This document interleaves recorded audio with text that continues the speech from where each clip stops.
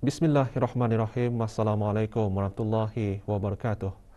Ke bawah Dunia Maha Mulia Paduka Seri Baginda Sultan Haji Hassanal Bolkiah Muizzuddin Wad Daulah, Ibni Almarhum Sultan Haji Omar Ali Saifuddin Sa'adul Khadiruddin, Sultan Dani di Pertuan Negara Brunei Darussalam berkenan menghantar titah-titah perutusan tahniah kepada ke bawah Dunia Maha Mulia Priah Bat Samdech Priah Bramnet Norodom Sihamoni, Raja Kemboja.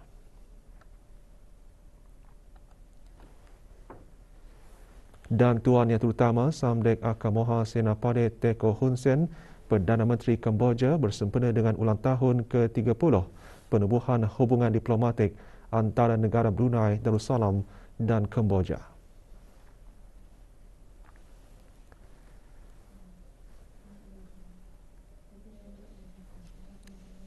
Duli Yang Teramat Mulia Paduka Seri Pengiran Muda Abdul Malik Ibni ke bawah Duli Yang Maha Mulia Paduka Seri Baginda Sultan Haji Hassanal Bolkiah Muizzuddin Wad Daulah petang kemarin berkenan menerima menghadap Duta Besar Istimewa dan Mutlak Jepun ke negara Brunei Darussalam.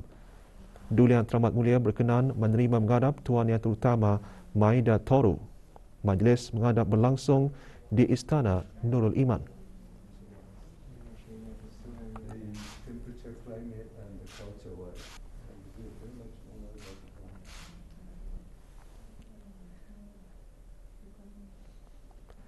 Purata bagi rakyat dan penduduk negara ini yang mendapatkan 3 dos vaksin adalah 71.3%, sementara 101 dos pertama vaksin COVID-19 diberikan kepada kanak-kanak berumur 5 hingga 11 tahun. Manakala 60.9% dos kedua vaksin diberikan kepada kumpulan umur tersebut. Perkara itu dinyatakan oleh Yang Berhormat Datuk Seri Setia Dr. Haji Awang Muhammad Isham bin Haji Jaafar Menteri Kesihatan pada sidang media situasi terkini jangkitan COVID-19 petang kemarin di Dewan Al-Afiah, Kementerian Kesihatan. Sebanyak 399 kes baru telah dilaporkan, iaitu 394 kes hasil ujian ART dan 5 kes adalah hasil dari 269 ujian makmal RT-PCR. Oleh itu, jumlah keseluruhan kes yang dilaporkan di negara Brunei Darussalam setakat ini ialah 151,560 kes. Statistik harian COVID-19 yang lain pula adalah seperti berikut. Tidak ada kes yang dikategorikan dalam kategori 5, yakni mereka yang memerlukan rawatan di unit rawatan intensif. Manakala 3 kes sedang berada di kategori 4, yakni mereka yang memerlukan bantuan oksigen dan di bawah pemantauan rapi. Sebanyak 226 kes telah disahkan sembuh yang membawa jumlah kes yang sembuh kepada 148,610 kes. Jumlah kes aktif pula ialah sebanyak 2,726 kes, iaitu 12 kes sedang dirawat di hospital, manakala 2,714 kes sedang menjalani pengasingan diri di rumah. Sementara itu, Menteri Kesihatan menyarankan pekerja yang mengalami simptom seperti flu tetapi ujian ART negatif masih perlu mengasingkan diri. Bagi mereka yang mengalami simptom flu, batuk, selesma atau demam walaupun negatif perlu mengasingkan diri di rumah dan mengulangi ART dan disarankan untuk berjumpa doktor untuk memastikan tidak ada masalah lain dan mengambil cuti sakit.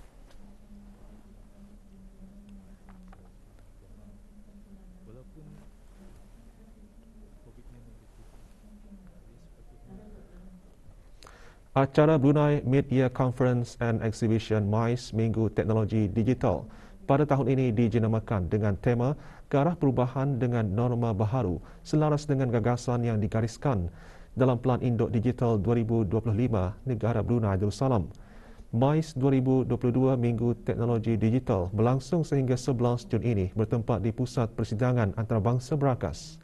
Pelancaran Minggu Teknologi Digital yang dianjurkan bersama oleh Kementerian Pengangkutan dan Infokomunikasi, Infocom Federation Brunei IFB dan Universiti Teknologi Brunei UTB berlangsung kemarin. Majlis pelancarannya disempurnakan bersama oleh Yang Berhormat Pengiran Haji Syamhari bin Pengiran Datuk Paduka Haji Mustafa, Menteri Pengangkutan dan Infokomunikasi. Yang Berhormat Datuk Seri Paduka Dr. Haji Abdul Manaf bin Haji Matusin, Menteri Sumber Utama dan Pelancongan, dan Yang Berhormat Awang Haji Nazmi bin Haji Muhammad, Menteri Kebudayaan, Belia dan Sukan. 40 buah agensi dari sektor kerajaan dan swasta mempamerkan inisiatif dan produk-produk yang mendukung transformasi digital. Menteri Pengangkutan dan Infokomunikasi melancarkan laman web Brunei Computer Emergency Response Team yang bertujuan berikan akses maklumat kepada orang ramai mengenai isu-isu keselamatan cyber secara dalam talian melalui media sosial, cyberbullying, online predators serta keselamatan cyber bagi golongan kanak-kanak.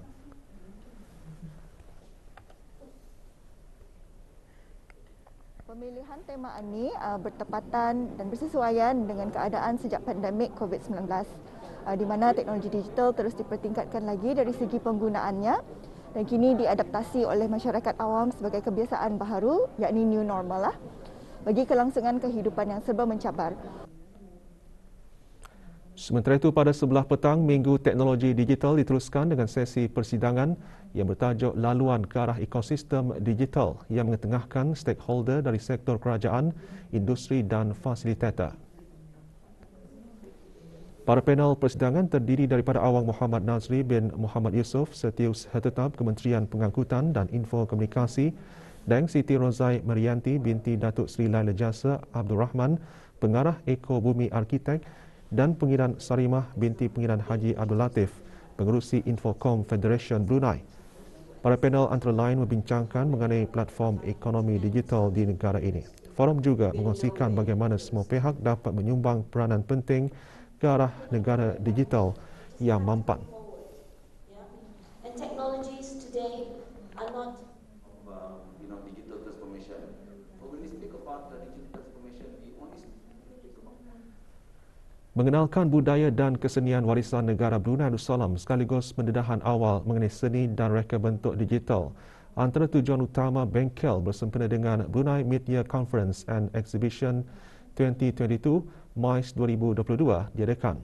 Bengkel dianjurkan oleh Bahagian Kebudayaan dan Kesenian, Kementerian Kebudayaan, Belia dan Sukan.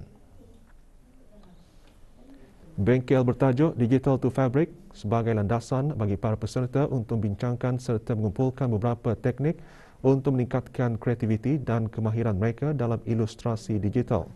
Antara pengisian bengkel ialah mengenai tata cara pemilihan tajuk kain iaitu berbentuk flora atau motif serta membentuk kaedah melukis dan mewarna. 30 orang terdiri daripada pelajar-pelajar institusi pengajian tinggi di negara ini dan orang awam menghadiri bengkel berkenaan.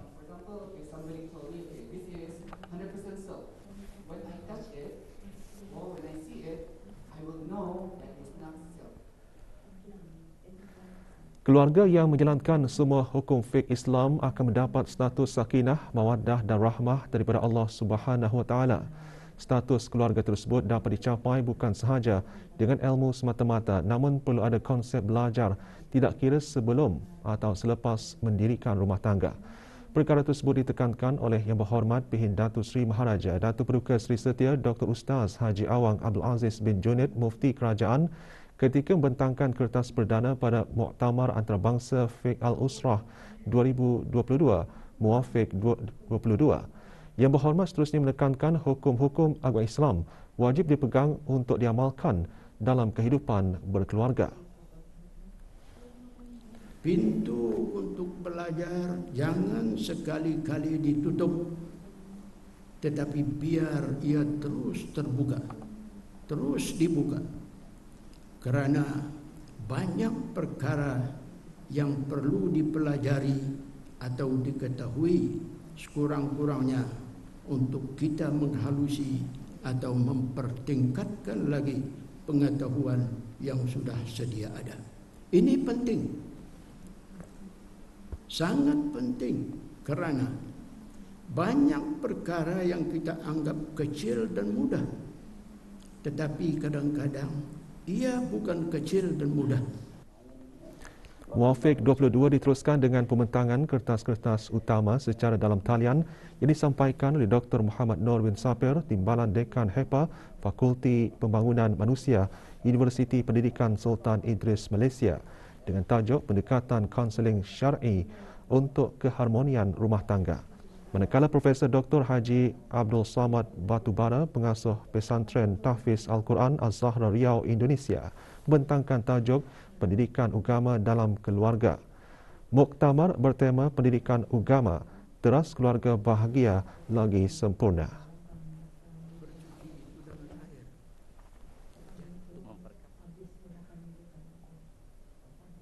Umat Islam masa kini dan seterusnya mengenal pasti isu-isu dan cabaran dalam kehidupan berkeluarga dan jalan penyelesaiannya, dan juga tujuannya ialah untuk mendedahkan kepentingan nilai-nilai keagamaan. 231 penerima terdiri daripada pegawai dan kakitangan Kementerian Kebudayaan, Belia Sukan dan jabatan-jabatan di bawahnya menerima pingat kehormatan sempena Hari Keputeraan ke bawah Duli Maha Mulia Paduka Seri Baginda Sultan dan Yang di-Pertuan Negara Brunei Darussalam. Penyampaian pingat-pingat kehormatan disempurnakan oleh Yang Berhormat Awang Haji Nazmi bin Awang Haji Muhammad, Menteri Kebudayaan, Belia dan Sukan. 119 orang penerima menerima pingat indah kerja baik dan 143 orang penerima menerima pingat kerja lama. Majlis berlangsung petang kemarin di kem latihan program khidmat bakti negara Temburong.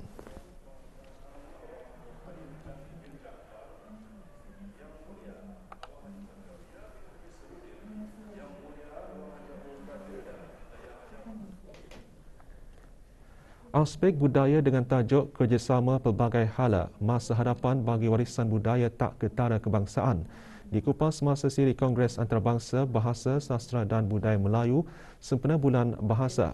Antara yang dihuraikan dalam pembentangan kali ini ialah warisan budaya tak ketara seperti pantun, kraf tangan, seni persembahan dan acara-acara tradisi yang merupakan warisan yang terpelihara serta kesukaran penjagaan warisan budaya tak ketara yang diamalkan sejak zaman dahulu oleh pelbagai negara yang mengamalkan budaya yang serupa. Siri pembentangan kali ke-19 ini menampilkan pemakalah dari Brunei iaitu Awang Haji Muhammad Abduh bin Haji Awang Damit, Pemangku Pengarah Bahagian Kebudayaan dan Kesenian Kementerian Kebudayaan, Belia dan Sukan. Kongres secara maya ini antaranya disertai oleh Awang Suib bin Haji Abdul Wahab, Pemangku Pengarah Dewan Bahasa dan Pustaka DBP, dan Dayang Hajah Saryani binti Haji Ishak, Pemangku Timbalan Pengarah DBP.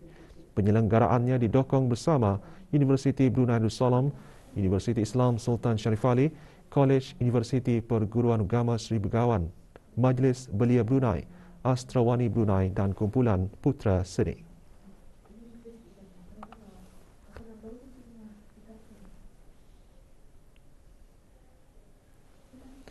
Awang Abdul Hadi Nasrullah bin Muhammad Ashraf dan Dayang Nur Hazimah binti Abdullah Luas masing-masing menjuarai bagi kategori muratal Al-Quran lelaki dan perempuan semasa musabakah muratal Al-Quran dan menghafaz ayat-ayat lazim beserta pemahamannya bagi mu'alaf senegara peringkat daerah Tutong.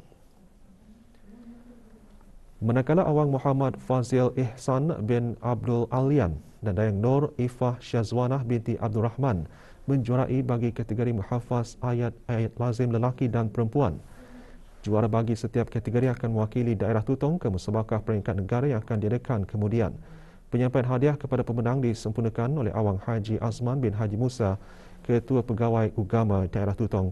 Majlis berlangsung di Dewan Kemasyarakatan Mukim Pekan Tutong, Kampung Seram Bangun.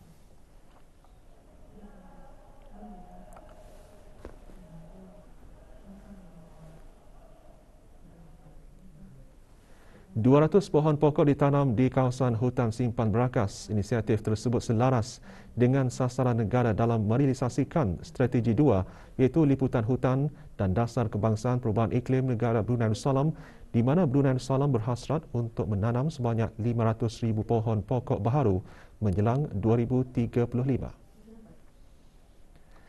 Kegiatan di bawah program latihan penyelaras kesiapsiagaan bencana bersama sokongan daripada Jabatan Perhutanan, Kementerian Sumber Utama dan Pelancongan dianjurkan Kementerian Hal Ehwal Dalam Negeri melalui Pusat Pengurusan Bencana Kebangsaan. Antara pohon pokok yang ditanam, pokok keruing sindur, mang, resak durian dan meranti langgai. Acara seumpamanya diadakan sebagai inisiatif yang mendukung komitmen Kementerian kepada protokol hijau dan dalam meningkatkan kesiapsiagaan bencana. Antara inisiatif yang dilaksanakan di bawah Pusat Pengurusan Bencana ini ialah mengendalikan latihan program Disaster Preparedness Coordinator, di mana individu-individu yang dipilih akan dilatih yang berpotensi untuk menolong kerajaan bertindak dalam pengurusan bencana sebelum, selepas dan semasa kejadian bencana. Ciri Buy Now telah ditambah dalam perkhidmatan nomborku Jabatan Pengangkutan Darat JPD sebagai salah satu inisiatif penambahbaikan kepada perkhidmatan laman info yang memaparkan senarai bilangan pendaftaran kenderaan yang boleh dipohonkan melalui tawaran terbuka. Dalam usaha untuk meningkatkan lagi perkhidmatan nomborku, JPD telah memperkenalkan ciri Buy Now yang bolehkan orang ramai untuk membeli dan memiliki nombor bilangan pendaftaran kenderaan yang dipilih secara langsung melalui laman sesawang www.jpd.gov.pn/nomborku. Penanda yang berjaya akan menerima resit berbentuk digital melalui email sebagai pengesahan pembelian tanpa perlu berurusan di kaunter JPD.